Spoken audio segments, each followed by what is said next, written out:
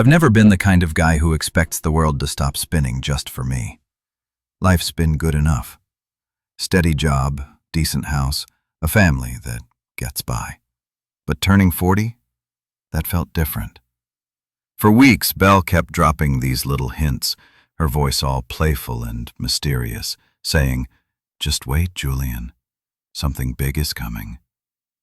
I'd catch her smiling at me over breakfast, her brown eyes sparkling like she was hiding a secret she couldn't wait to spill. Skylar, my 19-year-old daughter, would nudge me at the dinner table and ask weird questions like, "Dad, what's your favorite cake flavor?"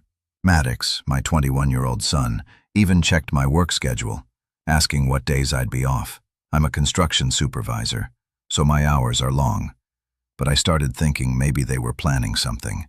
A surprise party, maybe. A nice dinner out. I didn't need much, just a little sign they cared. I let myself hope, you know. I let that tiny spark grow in my chest as my birthday got closer. I'd come home from work tired and dusty, picturing balloons or a happy birthday banner taped to the living room wall. So on the big day, March 29th, 2025, I pulled my truck into the driveway, my heart beating a little faster than usual. The sun was dipping low, painting the sky orange, and I sat there for a second, gripping the steering wheel, telling myself not to get too excited. I grabbed my lunchbox and stepped out, the gravel crunching under my boots as I walked up to the front door. I turned the key, pushed it open, and nothing. The house was dark, silent, empty. No warm smell of food hit me, no laughter or footsteps rushing to greet me. The living room stretched out in front of me, bare, no decorations, no candles, no nothing. I flicked on the light, half expecting someone to jump out and yell, "Surprise!" But the switch just buzzed and the bulb hummed to life, showing me the truth. The couch sat there same as always. The TV was off. The kitchen counter was clean. No cake, no plates, no mess of a party being prepped. I dropped my lunchbox on the table, the thud echoing in the quiet, and stood there staring at the empty space where my family should have been. My phone stayed silent in my pocket. No texts, no calls. No, "Hey, we're running late." I walked through the house, my work boots leaving faint dirt marks on the hardwood. Upstairs, the beds were made. Skylar's room smelled like her lavender spray, but her backpack was gone. Maddox's sneakers weren't by the door. Belle's purse, the one she always leaves on the hall table, wasn't there. I checked the garage. Her car was missing. My stomach twisted, heavy and sour, like I'd swallowed a rock. I told myself, maybe they were out getting something last minute. Maybe they'd pull in any second. Headlights flashing, full of apologies and excuses. I sat on the couch, still in my dusty jacket, and waited. 5 minutes turned into 10. 10 turned into 30. The clock on the wall ticked louder than it ever had before, each second slicing into that dumb hope I'd been carrying. I leaned back, rubbed my face, and felt the weight of 40 years settle on me. Not the milestone I'd imagined, but something else. Something cold. I grabbed a beer from the fridge, popped it open, and took a long sip, the bitter taste matching the ache starting to spread in my chest. They weren't coming. I knew it then, deep down, even if I didn't want to admit it. I'd spent weeks building up this moment in my head, picturing their faces, their voices, some kind of celebration to mark me hitting the big 40. But the house stayed quiet, and that silence told me everything. I wasn't worth the effort, not to them. I set the beer down, my hands shaking just a little, and stared at the blank TV screen, my reflection staring back. Tired eyes, gray creeping into my beard. A guy who thought he mattered. 40 years old, and this was it. An empty house, a warm beer, and a family that didn't even leave a note. I didn't know what hurt more, the fact they forgot or the fact I'd let myself believe they wouldn't. Either way, I wasn't moving from that couch. Not yet. I'd wait a little longer, just in case. But that spark, it was gone, snuffed out by the dark, quiet truth of my birthday night. 3 hours after I sat down on that couch, the beer was warm in my hand and the house was still as empty as a ghost town. I'd been staring at the wall, trying to figure out what I did wrong, why nobody bothered to even call. My phone sat on the coffee table, screen black, mocking me with its silence. I checked it a dozen times. Nothing. No missed calls, no texts, just the same old lock screen of me and Belle from last summer smiling at some barbecue. I didn't want to feel sorry for myself, but damn, it was hard not to. 40 years old, and this was my big day. I grabbed my phone again, more out of habit than hope, and opened Instagram. I don't usually scroll much, too many ads and fake smiles. But something told me to look, and there it was, staring me in the face like a punch to the gut. A photo of Belle, Skylar, Maddox, and her parents, Greg and Michelle, all grinning on a beach. White sand stretched out behind them, waves crashing in, the sun setting all golden and perfect. Brielle had a cocktail in her hand, her sunglasses pushed up on her head, laughing like she didn't have a care in the world. Skylar was splashing in the water, her hair wet and wild. Maddox stood there, shirt off, holding a beer, smirking at the camera. Greg and Michelle were lounging in chairs, looking smug as ever. The caption under Maddox's post hit me like a brick. "He won't even notice we're gone, lol." I read it again and a third time just to make sure I wasn't seeing things. My own son wrote that my family, my whole damn family, was at some fancy resort living it up while I sat here in the dark and they thought it was funny. I scrolled through more posts. Skylar had a story up, her sipping a drink with a little umbrella, tagging some place called Paradise Cove Resort. Belle posted a selfie with Michelle captioned, "Family time is the best time. Family time without me." I dropped the phone on the couch like it burned me and stood up, my legs shaky. My chest felt tight, like someone was squeezing it and my hands clenched into fists. I walked to the kitchen, grabbed a bottle of whiskey from the cabinet, the good stuff Belle got me for Christmas, and poured a glass. No ice, no mixer, just straight.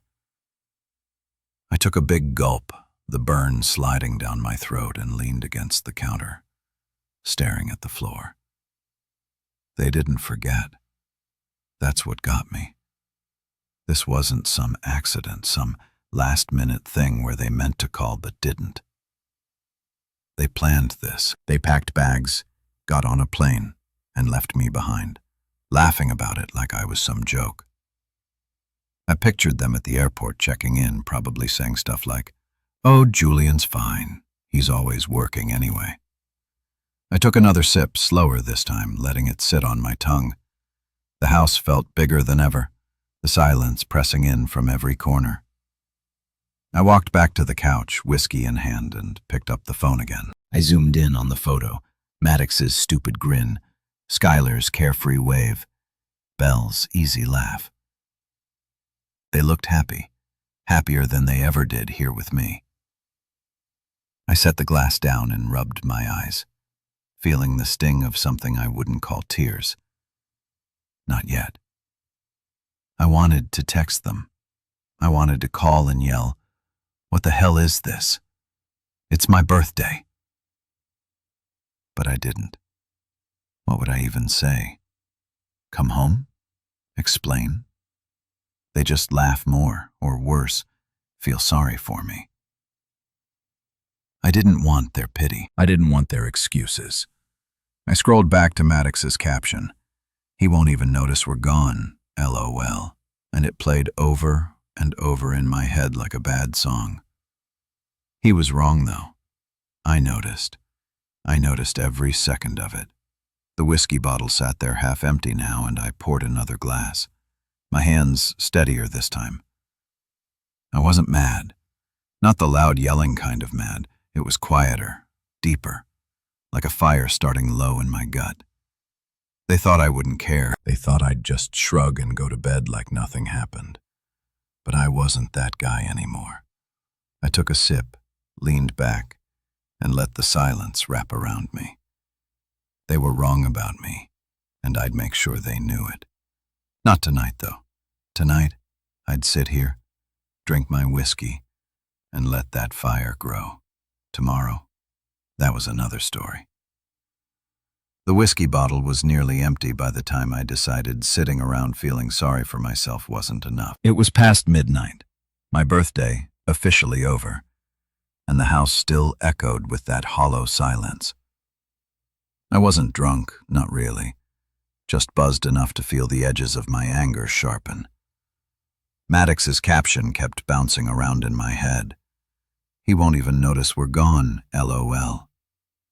They thought I was blind, some dumb workhorse who'd just keep plodding along, too busy or too stupid to see what they were doing. But I saw it all now, clear as day. And I wasn't going to let it slide. I grabbed my laptop from the coffee table, flipped it open, and started digging. First, I went back to Instagram, saving every post and story they'd put up. Belle's selfies, Skylar's beach videos, Maddox's smug little updates. I took screenshots, noting the timestamps. They'd been gone at least 2 days, maybe more, based on the resort's check-in pics. Then, I pulled up our joint bank account online. I'm the one who usually handles the bills, keeps the numbers straight, so I knew exactly where to look. My stomach dropped when I saw it. A $3,800 withdrawal dated 3 days ago. Cash, not a card swipe. Sneaky, like they didn't want to trail. I leaned back, rubbing my jaw, thinking about how I'd just given Maddox the same amount last month for a deposit on his new apartment. He'd hugged me, said, "Thanks, Dad. You're the best." I'd felt good about it, proud. Even now it looked like that money funded their little getaway. I kept scrolling through the bank records, my fingers moving faster as the pieces clicked together. There were small charges, too. Gas, a coffee shop near the airport, but nothing big enough to explain a resort trip. That's when I remembered Belle's emergency credit card, the one she said was for unexpected stuff like car repairs. She kept the statements in a drawer in our bedroom, tucked under some old tax files like I'd never bothered to check. I got up, the whiskey buzzing in my veins, and headed upstairs. The drawer squeaked as I pulled it open, and there it was. A stack of envelopes from a card I didn't even have the number for. I ripped one open, dated last month, and started reading. My eyes widened as the charges piled up. $1,200 at a spa, $800 at some fancy clothing store, $450 for lunch with Rel at a place I'd never even heard of. Month after month it was the same. Thousands racked up on stuff she never mentioned. The latest statement, unopened, showed new charges for $1,500 at Paradise Cove Resort, plus a couple hundred more for extras. $92,000 total spread over a year. I dropped the papers on the bed, my hands shaking. Not from the whiskey, but from the weight of it all. This wasn't just a birthday snob. This was a whole secret life. I went back downstairs, grabbed a notebook, and started writing it all down. Dates, amounts, everything. The reliable Julian Hartley, the guy who clocked in early and stayed late, who paid the mortgage and fixed the leaks, had been erased. They'd turned me into a walking ATM, a shadow they could step over while they sipped cocktails and laughed. I poured the last of the whiskey, staring at my messy handwriting, the numbers glaring back at me. I didn't cry. I'm not the crying type, but my throat felt tight, like I couldn't swallow right. I thought about the years I'd spent building this life, the overtime I worked so Skylar could go to college, the weekends I gave up to keep us afloat. And for what? So they could jet off and mock me? I flipped the notebook shut and leaned back, the couch creaking under me. The anger wasn't loud anymore. It was cold, steady, like a river carving through rock. I wasn't going to yell or smash things. That's not who I am. But I was done being invisible. I'd been the guy who kept quiet, who let things slide, who trusted too much. Not anymore. I took a slow sip of whiskey, letting it burn, and made a promise to myself right there in the dark. They'd remember me. Not the old Julian, the one they walked all over, but this one, the forgotten one, the one who'd been watching all along. And I'd start by making sure they couldn't hide from what they'd done. Not from me. Not ever again. 2 days after my birthday, I woke up to the same quiet house, the same empty feeling sitting heavy in my chest. The whiskey bottle was still on the counter, a reminder of that first night. But I didn't touch it again. I'd spent the last 48 hours keeping busy. Work, grocery runs, anything to keep my mind off the hole my family had left. I didn't call them. I didn't text. I'd seen enough on Instagram to know they were still at that resort, probably lounging by the pool while I ate cold leftovers alone. My phone stayed quiet, too. No apologies, no check-ins. Nothing. It was like I didn't exist. But that changed on the second day. I was sitting on the couch flipping through channels I didn't care about when my phone started buzzing. WhatsApp lit up with a flood of messages, one after another, like they'd all remembered me at once. I picked it up, my thumb hovering over the screen, not sure I even wanted to look.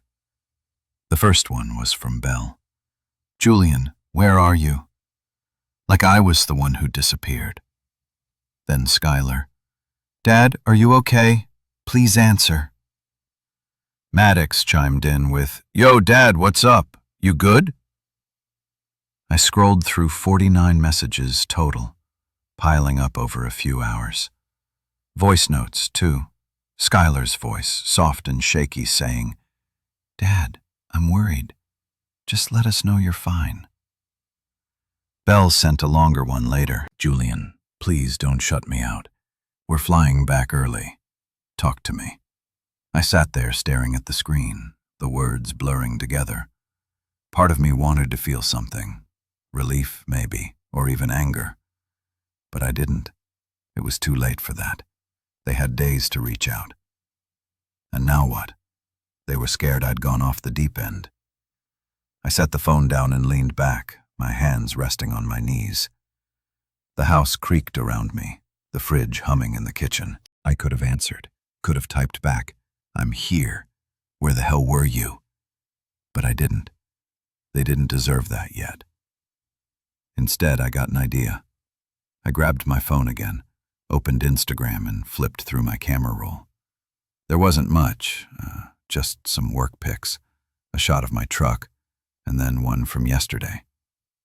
I'd stopped at the grocery store after my shift, picked up a cheap chocolate cake from the bakery section. It was small, kind of sad-looking, with "Happy Birthday" scribbled in messy icing. I'd taken a picture of myself holding it in the kitchen. No smile. Just me and the cake under the fluorescent light. I hadn't planned to post it, didn't even eat the damn thing. But now, it felt right. I uploaded it. No filter, no caption, no tags. Just the timestamp. March 28th, 2025, 7:42 p.m. I hit post and watched it go live. It wasn't about being petty. It wasn't some big screw you to them. It was a marker, a quiet little flag in the ground saying, "I'm still here. I see you, and I'm not the one who's missing." I tossed the phone on the cushion next to me and stood up, stretching my arms over my head. My back popped from too many hours on the couch, and I walked to the window, peering out at the dark street. The neighbors' lights were on, warm and yellow. Families inside doing normal stuff. My house felt like a shell, but I wasn't sad about it. Not anymore. Those 49 messages kept buzzing in my mind, though. They weren't apologies, not really. They were panic. Maybe guilt, but not remorse. Belle's "don't shut me out" stuck with me the most. She didn't get it. I wasn't shutting her out. She locked me out days ago, and now she wanted back in like nothing happened. I shook my head, a dry laugh slipping out. Skylar's voice note played in my head too, her worry tugging at me a little. She's my girl, always has been, but even she'd gone along with this. Maddox. He'd probably just shrug it off if I called him out. I walked to the kitchen, grabbed a glass of water, and leaned against the counter, sipping it slow. My phone buzzed again. Another message, probably number 50, but I ignored it. They'd see the post soon enough. They'd know I wasn't sulking or lost. I was right here, watching, waiting. The cake sat on the counter still untouched, the icing starting to crack. I didn't need it. Didn't need their rushed words either. What I needed was something they couldn't give me yet. Answers. And I'd get them, one way or another. For now, I'd let them squirm. Let them wonder, because I wasn't the guy they thought I was anymore. Not after this. 3 days after my birthday, I was sitting in the living room, the TV on low, some dumb game show buzzing in the background. I hadn't answered any of those 49 messages, hadn't called back, hadn't even looked at my phone much since I posted that cake picture. It was late afternoon, the sun slinging through the blinds, casting stripes across the carpet. I'd just gotten home from work, still in my dusty jacket, when the doorbell rang. It wasn't a soft knock, it was sharp, insistent, like someone who didn't want to be ignored. I stood up slow, my boots heavy on the floor, and walked to the door. I didn't know what I expected, but my gut told me it was them. I turned the knob and pulled it open, and there they were. Belle, Skylar, Maddox, and her parents, Greg and Michelle, all standing on my porch like some awkward family portrait. Belle was in front holding a shiny gift bag, her smile tight and fake, the kind she uses when she's nervous. Skylar and Maddox hung back, Skylar picking at her nails, Maddox staring at his shoes. Greg and Michelle stood there like they owned the place. Greg's arms crossed, Rel's lips pursed. I didn't say a word, just leaned against the doorframe, looking at them, letting the silence stretch out. Belle shifted her weight, the gift bag crinkling in her hands. "Julian," she started, her voice too bright. "We're back. I wanted to see you." I didn't move, didn't nod, just kept my eyes on her. She faltered, then held up the bag like it was a peace offering. "I got you something for your birthday." I glanced at it, probably some overpriced shirt or watch she thought would fix this. I didn't take it. Instead, I reached into my pocket, pulled out my phone, and opened Instagram. I held it up. Maddox's post right there on the screen. "He won't even notice we're gone, LOL. I turned it so they could all see, my thumb resting on the edge. The air changed, like someone sucked the oxygen out of it. Belle's smile dropped. Skylar's head snapped up, her eyes wide. Maddox shifted, muttering something under his breath.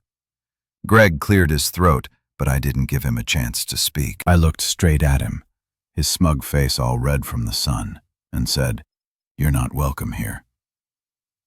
My voice was calm, low, but it cut through the tension like a blade. Greg blinked, his mouth opening, then closing. Rele stepped forward, her voice sharp. "Now, Julian, that's uncalled for." I didn't let her finish. I said what I said. "You don't get to walk in here, not after this." I nodded at the phone, then stepped aside, holding the door open just enough for Belle and the kids. "You three can come in. They can't." Belle hesitated, glancing back at her parents, but I didn't budge.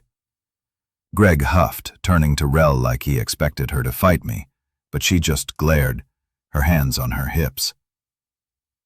After a long second, Belle nodded at Skylar and Maddox, and they shuffled past me into the house. I shut the door behind them, leaving Greg and Michelle standing there, their shadows still on the porch. Inside, the living room felt smaller with them in it. Skylar sat on the edge of the couch, her knees bouncing. Maddox leaned against the wall, arms crossed, avoiding my eyes. Belle stood in the middle, still clutching that gift bag like it was a lifeline. I walked past her, set my phone on the coffee table, and turned to face them. "So," I said, my hands in my pockets. "How was the beach?" Belle flinched, her mouth opening then closing. Skylar looked like she might cry, her fingers twisting together. Maddox shrugged, mumbling, "It was fine." I nodded, letting that sit for a second. "Fine," I repeated. "Good to know." I didn't yell. I didn't need to. The weight of it was already there, pressing down on them. Belle took a step toward me, her voice soft. "Julian, we didn't mean for it to be like this. It was supposed to be." I held up a hand, stopping her. "Don't. Not yet." I looked at Skylar, her big eyes all watery, then at Maddox, his jaw tight. "You're here now. That's something. But them," I jerked my head toward the door, "they don't get a pass. And neither do you. Not yet." I sat down in my chair, the one by the window, and picked up the remote, turning the TV off. The room went quiet, just the sound of their breathing and the faint hum of the fridge. They wanted to talk, to explain, but I wasn't ready to hear it. Not until I knew they felt this, really felt it. I'd let them in, sure, but this house wasn't their playground anymore. It was mine, and I was done being the guy they could leave behind. The air in the kitchen felt thick as I stood there facing Belle, Skylar, and Maddox. They'd followed me, and after I shut the door on Greg and Michelle, and now we were here, the four of us crammed around the table like some messed-up family meeting. I'd grabbed a folder from the counter, the one I'd been filling with everything I'd found. Bank statements, screenshots, credit card charges. It was heavy in my hands, heavier than it should have been, and I dropped it on the table with a thud. The sound made Skylar jump, her eyes darting to it like it might bite her. Riel sat down slow, still holding that stupid gift back, while Maddox stayed standing, his arms crossed tight. I didn't sit. I stood there looking at them and finally asked the question that had been burning in me since I saw that Instagram post. "When did I become invisible to you?" My voice was steady, quieter than I felt, but it hit them hard. Belle's head snapped up, her mouth opening like she had an answer ready, but nothing came out at first. Skylar stared at the table, her fingers tracing the wood grain. Maddox shifted his weight, his jaw clenching. I opened the folder, spreading out the papers. $3,800 withdrawn from our savings. $92,000 racked up on that secret card. Resort charges stamped with dates that lined up with my birthday. I pointed at Maddox's post, the LOL glaring up at us. "You think this is funny?" I said, tapping it with my finger. "You think leaving me here while you're all off sipping drinks is a joke?" Belle found her voice then, leaning forward, her hands clasped tight. "Julian, it wasn't like that. We were going to surprise you, do something when we got back. It got out of hand, that's all." Her words sounded rehearsed, like she'd been practicing them on the plane. I didn't buy it.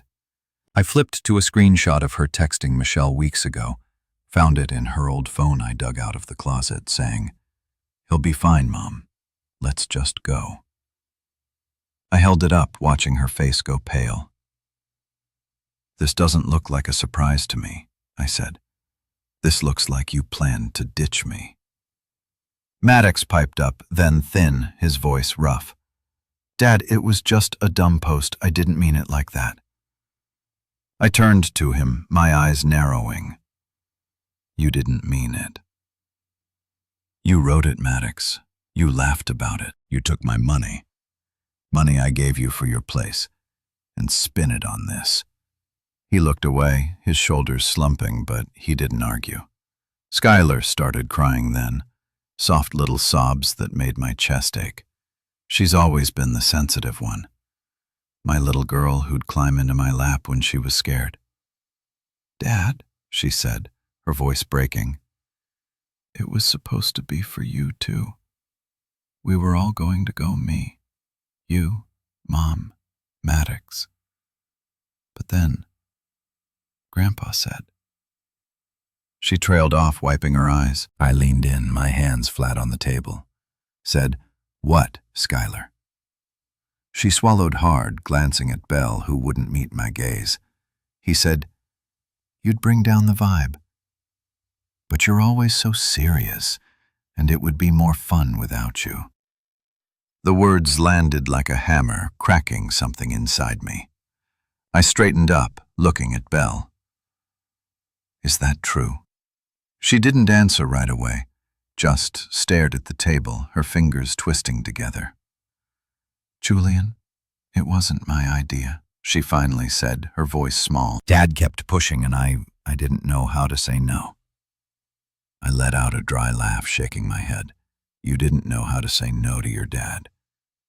But you knew how to say no to me, how to leave me out, how to take our money and run off with them. I flipped the folder shut, the snap of it loud in the quiet. I've been working my ass off for this family, for you, for the kids. And this is what I get? You let Greg decide I'm not worth it. Skylar reached for my hand, her fingers cold. Dad, I'm sorry. I didn't want it to be like this. I looked at her, saw the truth in her eyes. She meant it, but it didn't erase the hurt. Maddox mumbled something that might have been sorry, but he still wouldn't look at me. Belle stood up, stepping closer. Julian, we can fix this. Please. I stepped back out of her reach. Fix it. You don't fix something you broke on purpose. I grabbed the folder, holding it up. This is what you did. You don't get to walk in here with a gift bag and some tears and make it go away. The room went still. Just Skylar's sniffles and the faint hum of the fridge. I looked at them, my wife, my kids, and felt the betrayal cut deeper than I'd expected. They'd chosen Greg's version of fun over me, and I wasn't sure I could forgive that yet. After that showdown in the kitchen, I didn't sleep much. The house felt different now, like it wasn't theirs anymore, just mine. Belle, Skylar, and Maddox had left the room quiet. Skylar still crying, Maddox slinking off to his old bedroom, Belle hovering like she wanted to say more but didn't dare. I'd laid it all out, the money, the lies, the way they'd made me feel, and I wasn't backing down. The next morning I got up early, the sun barely up, and started making changes. I sat at the kitchen table with my coffee laptop open and pulled up our bank accounts. My hands moved fast, clicking through screens, setting up a new account in just my name. I transferred half our savings, enough to cover 3 months of the mortgage and utilities, into it, leaving the rest for Belle to figure out. She'd have to start pulling her weight now. I canceled the joint credit card, the one she thought I didn't know about, and set up a direct payment for Skylar's college tuition so it'd go straight to the school. No more middleman, no more chances for that money to disappear. By the time the coffee was cold, I drew a line in the sand. I wasn't kicking them out, not yet. But things were going to be different. Belle came downstairs around 8, her hair messy, eyes puffy like she hadn't slept either. She stopped in the doorway watching me pack up my laptop. Julian, what are you doing? She asked, her voice shaky. I didn't look up, just kept stacking papers, making sure I'm not invisible anymore. I said, you're in the guest room from now on. Separate accounts. You pay half the bills. Skylar's tuition's covered, but that's it. No more free rides. Her face crumpled, but I kept going. And I changed the locks. You'll get a key when I know you're serious about this. She stared at me, mouth open, then sank into a chair. Julian, this is crazy. We can talk about this. I cut her off, standing up. We talked last night. You didn't listen then. Now you will. I grabbed my keys and headed to the garage, leaving her there. At the hardware store, I bought new deadbolts, heavy ones, and spent the morning installing them. The drill buzz in my hands, the sound drowning out the noise in my head. Maddox came down as I was finishing the back door, his hair sticking up, still in yesterday's clothes. Dad, what's with the locks? He asked, rubbing his eyes. I tightened the last screw and stood up, brushing sawdust off my jeans. It's my house too, I said. You want in? You knock. You want to stay? You start acting like it. He frowned, but didn't argue, just shuffled back upstairs. Skylar was different. She came out later, her eyes red but dry now, and sat on the porch step while I tested the new key. Dad, she said, her voice small, I don't want you to hate me. I stopped, looking at her. My little girl, all grown up and caught in this mess. I don't hate you, I said, softer than I meant to. But I can't trust you yet. You've got to show me you mean it. She nodded, hugging her knees, and I felt that old ache for her, the one that never goes away. I finished up and went inside, resetting the Wi-Fi password next. Something simple, Julian, 40, but they wouldn't guess it. Belle tried to talk again when I came back in, following me to the living room. This isn't you, Julian, locking us out, splitting everything. It's not fair. I turned to her, my hands in my pockets. Fair. You took our money, left me here. Let your dad call me dead. Wait, that's not fair. This is me surviving. She flinched, but I didn't stop. You want to fix it? Earn it. Respect's gone. You've got to bring it back. She didn't say anything, just stood there, tears welling up. Maddox stormed out then, grabbing his jacket. This is Dad, he snapped. I'm out. He slammed the door, the new lock clicking behind him. I didn't chase him. He'd figure it out or he wouldn't. Skylar stayed, though, hovering near me the rest of the day, helping with small stuff, bringing me a screwdriver, making coffee. She didn't say much, but she was there, and that was something. By night, the house felt solid again, locked up tight. Mine, in a way it hadn't been before. Belle moved her stuff to the guest room without a word, her footsteps heavy on the stairs. I sat on the couch, the new key in my hand, and looked around. This wasn't revenge. It was a wall, a boundary carved in stone. They'd have to climb it if they wanted back in, and I'd be watching, waiting to see if they could.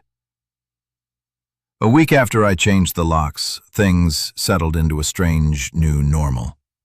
Belle stayed in the guest room, quiet and distant, coming and going without much talk. Skylar stuck around more, her presence soft but steady, like she was trying to glue something back together. Maddox hadn't come back since he stormed out, and I didn't push him. Let him cool off, figure out what he wanted. I kept busy with work. The construction site, a welcome distraction, the noise of hammers and saws drowning out the mess at home. But trouble showed up again on a Saturday morning, right when I thought I could breathe. I was in the garage tinkering with my truck's oil filter when I heard a car pull into the driveway. I wiped my hands on a rag and stepped out, squinting against the sun. Greg's silver SUV sat there, engine still running, and he climbed out, his face red and tight like he'd been stewing all week. Michelle stayed in the passenger seat, her arms crossed, glaring through the windshield. I leaned against the garage door, rag in hand, and waited. He marched up, stopping a few feet away, his voice loud enough to wake the neighbors. "Julian, what the hell do you think you're doing?" he barked, locking my daughter out, cutting her off. "You're destroying this family." I didn't flinch, just looked at him, letting him puff himself up. He was taller than me, broader too, but I wasn't intimidated. Not anymore. "Destroying it," I said, keeping my tone even. "Funny. I thought that started when you took them all to a resort and left me behind." He waved a hand, dismissing me. "That was a trip, a break. You're blowing this out of proportion, acting like some midlife crisis nutcase." I stepped forward then, closing the gap just enough to make him shift back. "A break?" I repeated. "How much did it cost, Greg? That little break?" He blinked, caught off guard, then shrugged. "I don't know, about $7,500. What's that got to do with anything?"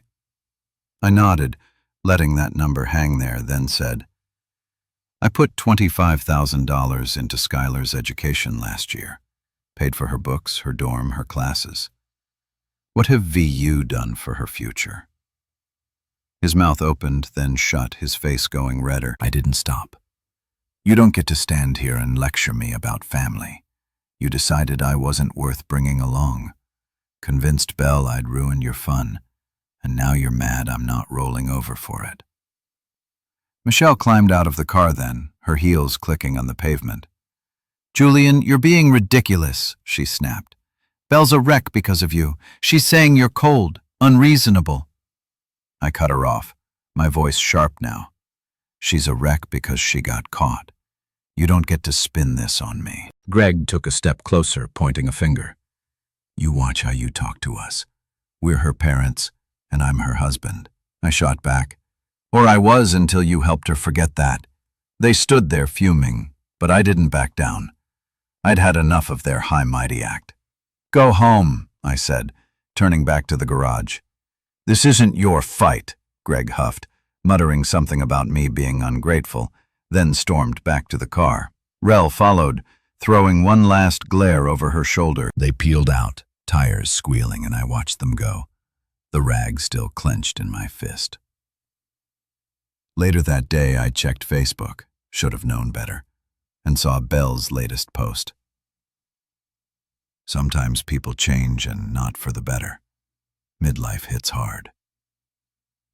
A dozen likes, a few sad emojis, comments from her friends saying, "Stay strong, girl." I stared at it, the words twisting in my gut. She was painting me as the bad guy, the cold one, like I'd snapped for no reason. I could have posted something back, dumped the receipts, the screenshots, the truth, but I didn't. Let her have her story. The people who mattered knew what happened. My buddy Pete from work called that night asking if I was okay. He'd seen the post. "She's full of it," he said. "We all know you, man. You don't flip out over nothing." I thanked him, hung up, and sat on the couch. The house quiet again. Skylar came down a little later, curling up next to me with a mug of tea. "Dad," she said, "I don't care what Mom says. You're not the one who's wrong." I put an arm around her, feeling her lean into me, and nodded. "Thanks, kid." I didn't need the world to see it.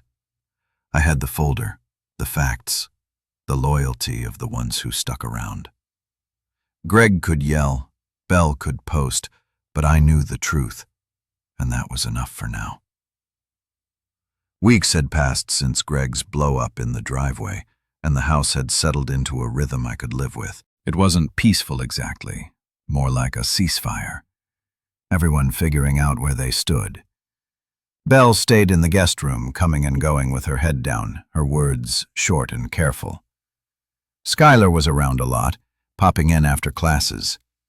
Her quiet company a lifeline I didn't know I needed. Maddox, though he'd been a ghost since he stormed out, and I let him be. He's my son, sure, but he's a man now, and men have to face their choices. Then one Tuesday, my phone rang while I was eating lunch at the construction site. A sandwich in one hand, dust all over my boots. It was Maddox. I set the sandwich down, wiped my hands on my jeans, and answered. "Dad," he said, his voice low. "Can we talk?" I leaned against the truck, the sun hot on my neck. "Yeah," I said. "What's up?" He hesitated. Then, "I'm in a jam. Rinse due and I'm short. Can you help?" I didn't answer right away. Just listened to the hum of the site around me. Drills whining, guys shouting. Part of me wanted to say no, let him sink a little. Feel the weight of that LOL he'd thrown at me. But he was still my kid. "Come by tonight," I said. "We'll figure it out." He showed up around 7, his hoodie wrinkled, hair a mess, looking like he hadn't slept. I let him in, the new lock clicking behind us, and we sat at the kitchen table. "How short are you?" I asked, pouring him a glass of water. He stared at it, not drinking. 600. I thought I had it, but work cut my hours. I nodded, pulling out my laptop. "All right. We're not just throwing money at it, though. Show me what you've got. Bills, pay stubs, all of it." He blinked, surprised, but dug into his backpack, pulling out crumpled papers. We spent an hour going through it. His rent, his phone bill, the little he'd saved. I showed him how I'd always done it for the house, tracking every dollar, making it stretch. "See this?" I said, pointing at the screen. "You plan ahead. You don't get stuck." He nodded slow, like it was sinking in. By the end, we'd made a spreadsheet. Nothing fancy, just numbers in rows. I gave him the 600 cash from my new account, but I made him write it down. "You owe me," I said. "Not because I'm mad, just so you learn." He looked at me then, really looked, and said, "I get it, Dad." He didn't say sorry, not out loud. But later that night, I noticed his Instagram was gone. No posts, no profile, just a blank space where that caption used to be. He asked if he could come by Sundays just to hang out, and I said, "Yeah," feeling something shift between us. Skylar kept coming too, her visits more regular now. She'd sit with me on the couch, watching old movies or help in the garage, handing me tools while I fixed stuff. One night, she hugged me tight before leaving, whispering, "I'm glad you're my dad." It hit me hard, that little crack of light in all this dark. Below, she was still a puzzle. Some days, she'd try nostalgia, talking about when we met, how we'd laughed over cheap pizza.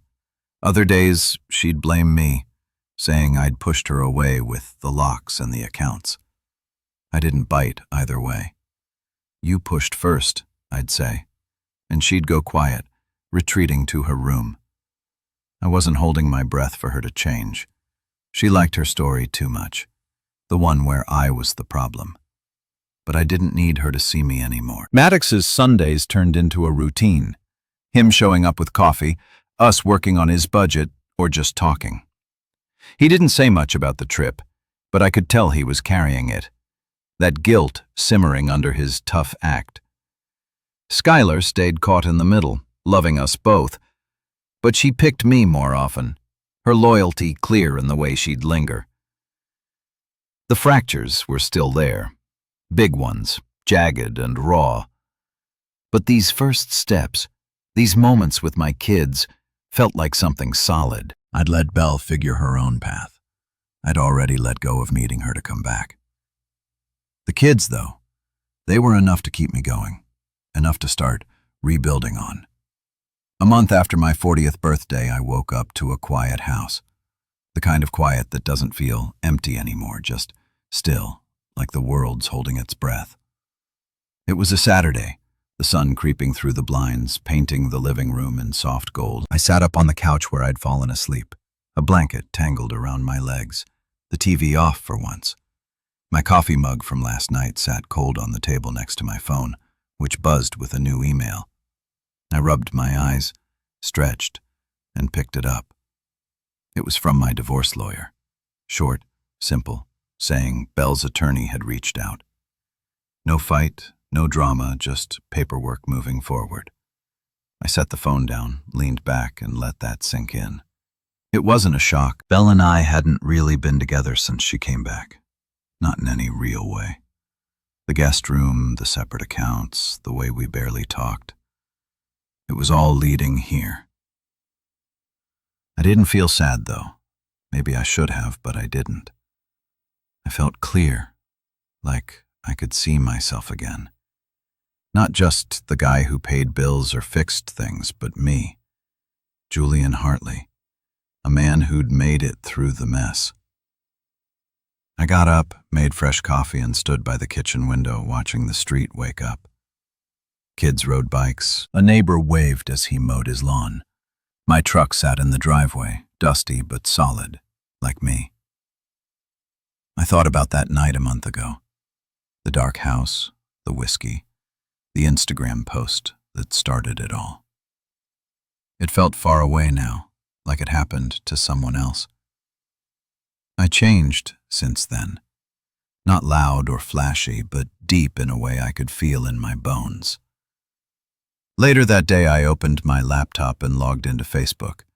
My status still said married, but that didn't fit anymore. I clicked edit, my fingers hovering, then typed, "It's complicated." I hit save, watched it update, and sat back. It wasn't a big statement. No one needed the details, but it was true. Life was complicated. Family was messy. Love left scars. Some you could see, some you couldn't. I scrolled through my feed, saw a picture Skylar posted last night. Her and me in the garage, me holding a wrench, her laughing. "Best dad ever," she'd captioned it. I smiled. A real one, the kind that warms you up inside. Maddox had texted earlier too, saying he'd be by tomorrow with coffee like always. They were still here, my kids, picking up the pieces with me. Belle was upstairs, probably packing more of her stuff. She'd been moving things out bit by bit, no fuss, just quiet steps away. I didn't stop her. She'd made her choice long before the papers came, and I'd made mine. I walked outside, the air cool on my face, and sat on the porch steps. The neighborhood buzzed around me, alive and normal, and I felt part of it again, not stuck, not invisible. I thought about the last month, Greg's yelling, Belle's stories, the way Skylar and Maddox came back. Slow, but sure. It wasn't perfect. It wasn't easy, but it was mine. My phone buzzed again, a text from Pete, my work buddy. Saw the status, "You good, man?" I typed back, "Yeah, better than good." He sent a thumbs up and I put the phone down, looking out at the street. 40 wasn't what I'd expected. No party, no big celebration. But it gave me something better. Clarity. I could see myself now, not as the guy they forgot, but as the one who stood up, who claimed his place. Skylar saw it. She stuck by me. Maddox was starting too. His Sunday visits proof he wasn't running anymore. Even my crew at work noticed, one of them saying, "Last week you seemed different." Hartley. Lighter. I was the weight of being invisible, of carrying them all without them knowing, was gone. I let it go piece by piece and built something new. The divorce wasn't a loss. It was a door closing so I could open another. I stood up, brushed off my jeans, and went back inside. The house smelled like coffee, like home, and I grabbed my mug, taking a long sip. I didn't need balloons or a cake. I didn't need Belle's gift bag or Greg's approval. Being seen by my kids, my friends, and most of all by myself was the gift I'd claimed. 40 wasn't a milestone they gave me. It was one I took. And that was enough.